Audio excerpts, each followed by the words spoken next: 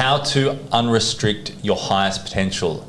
Hey, Decide Destiny crew, welcome to another Daily Dose. Today we have got Alpesh on the mic. Say hi to the folks, Alpesh. Hey folks. Great to have him in the studio. And today we're going to be talking about deciding how to unrestrict your highest potential. So what do you think, because you saw this, the visual, Yep. the thumbnail of this before we've done the video, so you actually got a pre-release look at it. I what, did. What did it say to you when you saw that sort of? Well, they're obviously your grandparents. Yeah. That's it, yeah. right? And it's when you look back and reflect to your life and go, what have I done? What have I achieved? And you ask questions where suddenly things that used to matter to you don't matter to you anymore because you've realized that, I could have achieved this, that, the other, and that comes back to that potential. So that's why when I saw that, I was like, oh, unrestricting your highest potential. We all have a block in our minds. We all have a pseudo level that we put on to say, this is as far as I can go. I can't go any further than that because, all excuses come out. And unrestricting your highest potential, if you remove that shelf, remove that upper threshold, remove it, then you can help yourself unrestrict it. So a lot of people look at me and they say, oh, look, guy who's got like 5 degrees, wow. How do you go in? Five. How do you go in and go? Big dog. Oh, look, it doesn't matter. Like it's all about studying. It's you go in, you do it. Everyone can do it. One degree at a time. Yeah. You're not doing one and thinking about the other after. No, and that's the thing. Anyone can do it. It's just a matter of not restricting your highest potential. I don't think I still have even maximized that side of potential, but there's also a time where you go, well, okay, I've studied this much. I want to put what I want to put into practice. Implementation. Correct. But there is no upper threshold. You can have 100 degrees if you wanted to. If you wanted to know about different things and how to do it institutionally rather than learning through through organic learning, which is YouTube and stuff like that. So which is the modern era. Correct. Which is I know photographers, videographers. Obviously, I work with a lot of people in creative space, and the ones that I went to studies with and did the diploma, a lot of them haven't continued on in that space, and the ones that have are the ones that actually taught themselves on YouTube. Correct. They went and tried things out. They were out there experimenting.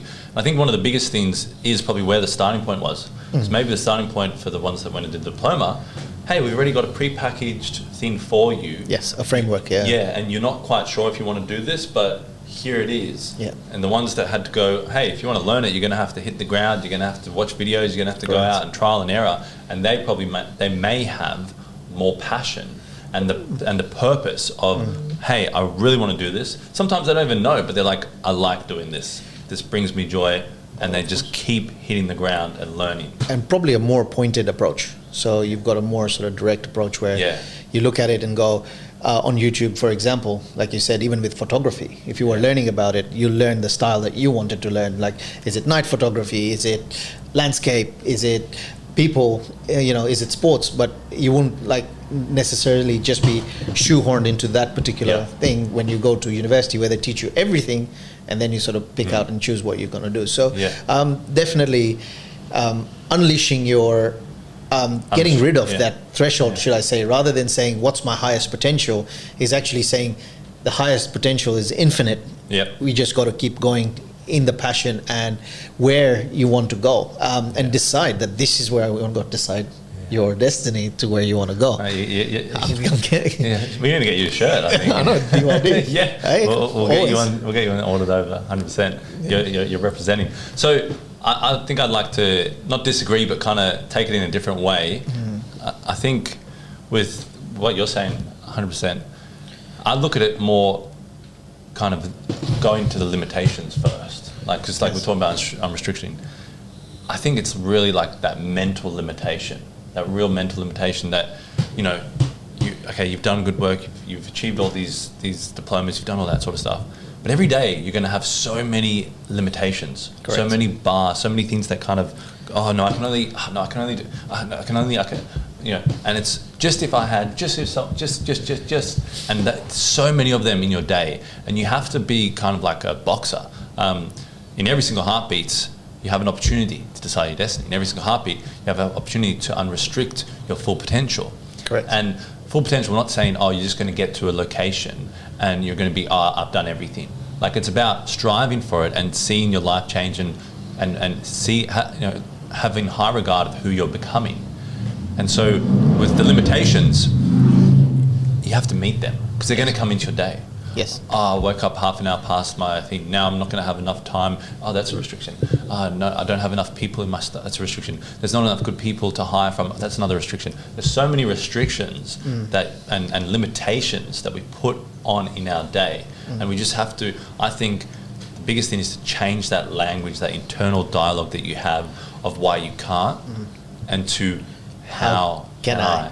Who do I need to bring in to help me? Correct. What information do I need to learn to shortcut this? Yes. What do I need to reorganize to prioritize? So like that's what I look at. It's just like, and I've looked at it more and more lately because I'm like, whoa, like, decide your destiny, being positive, all this sort of stuff. And it's like, oh, people say you're doing lots of but I also have to kind of look at myself and go, wait a minute, I might seem like this, but shit, I'm having those same things. I'm hitting that same wall. Everyone hits those same walls, and it's that's the thing, is how do you navigate the wall? And that's the difference between someone who's going to go to their true potential is navigating the wall and accepting the current situation as is. So, for example, like you said, I woke up late this morning. Cool. What do I need to do? I need to get to this area. I'll make those phone calls. I'll let the people know that this is what's happening. You've dealt with the situation and you're moving forward, and then you plan the next time and say, look, okay, maybe set 2 alarms this time. And that's what will be the difference. And so navigating or releasing those limitations, or limiting the limitations, should I say, that will really give you that opportunity to really accelerate in your potential, to get to your potential. And your potential, everyone's got an individual potential, and that's another thing that you need to learn is that we all have a different potential. So comparing yourself to someone else is going to reduce you down, and that's a whole other topic in itself. So just to sort of scratch on the surface with that one. Compare yourself to your former self. That's it. Just yourself. Compare yourself to yourself. And to tie us up, or to finish, I'd probably just say, look at a kid. Look at a kid's potential. Look at a kid. Like, how does a kid look at a potential? A kid goes, oh, I want that rock. I'm going to get that rock. I want to climb that tree. I'm going to climb that tree. A kid only starts to think of limitation when a parent commands limitation on the kid. So just watch, just observe, or just think of yourself as a kid. Oh my God, I had this boundless curiosity. I had this excitement for life. I was energizing every single moment of my life with what can I do? Pick up this toy, play with it, work it out, great, next toy. I didn't have these restrictions, these limitations. They were actually taught and, kind of carved into my beingness. And so now I have to kind of carve myself into who I want to be. And that's why it's no good to kind of go, I was brought up pretty well, pretty well to do, yet pretty nice middle class, and just think that you're going to somehow have all the things that you want or have a fulfilling life. It's like you got to understand that you were carved a certain way to fit a certain box. And now if you want to get out of that box and go achieve something great or be different or try something different, you're going to have to carve yourself again and retrain that sort of muscle of curiosity. And exactly what you said when you think of a child that's about to climb a tree, they lack the fear of what would happen if. And that's why the main goal is, I'll try and climb the tree. If I fall off, I'll deal with the consequences then. And that is what we as we grow older, we increase our fears. We increase our fears. Fears we're going to be lonely. Fears we're going to not be able to achieve this because I'm old now. I can't go to the gym because my knees are going to hurt. Or whatever fears we instill in ourselves. A child will just go, I'm going to the gym. I'm just going to go and run.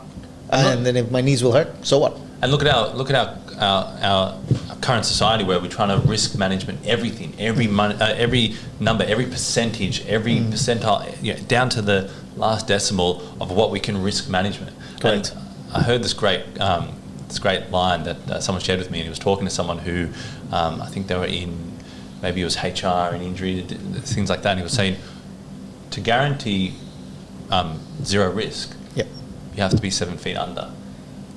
And I was just like, that's so good. So many people live this life because they think that they're ensuring themselves, I don't have any danger of all these risks, and so they live this life. And it's like, hey, if you want no risk, 6 feet under. 6 feet.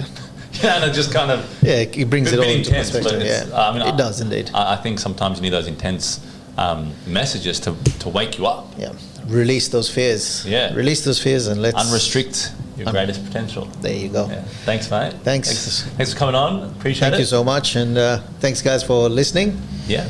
Thank you for joining us, and please leave a comment down below what you enjoyed most out of this video. Obviously follow Alpesh, and we're going to have him on again. It's great to have other people on the Daily Doses. I really enjoy it. Yeah, it's always good. And as always, guys, remember, decide your destiny. Perfect. You got it good. Oh, mate. Right. Cheers, guys. See you guys.